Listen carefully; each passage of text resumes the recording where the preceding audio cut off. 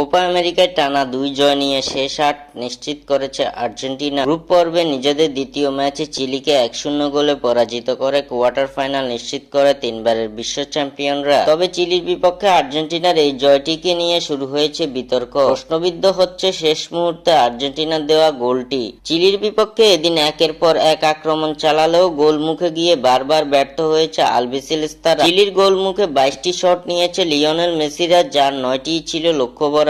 একতরফা খেলার মাধ্যমে প্রথমার্ধের খেলা শেষ হয় গোলশূন্য দিয়ে। দ্বিতীয়ার্ধেও বেশ কিছুক্ষণ আক্রমণ চালালেও সফলতার মুখ দেখছিল না তিনবারের বিশ্ব চ্যাম্পিয়নরা। অন্যদিকে চিলির একের পর এক আক্রমণ ঠেকাতে ব্যস্ত এমিলিয়ানো মার্টিনেজ। খেলা গড়ায় একেবারে শেষ মুহূর্তে। মূল খেলার 1 মিনিট বাকি থাকতে লিওনেল মেসির নেওয়া কর্নার থেকে স্বস্তির গোলটি করেন লাউতারো মার্টিনেজ। শেষ মুহূর্তে আর্জেন্টিনার এই গোলটি নিয়ে হচ্ছে বিতর্ক ও সমালোচনা। লাউতারো মার্টিনেজের গোল করার পরে ভিএআর এর মাধ্যমে বেশ কিছুক্ষণ অফসাইড চেক করে রেফারি। এ সময় রেফারির সঙ্গে বেশ বাকবিতণ্ডায় জড়াতে দেখা যায় লিওনেল মেসি ও চিলির ফুটবলারদের। বেশ কিছুক্ষণ ভিএআর চেক করে আর্জেন্টিনার পক্ষেই সিদ্ধান্ত দিয়েছে রেফারি। গোলবারের একেবারে সামনেই ঘটেছে এই ঘটনা।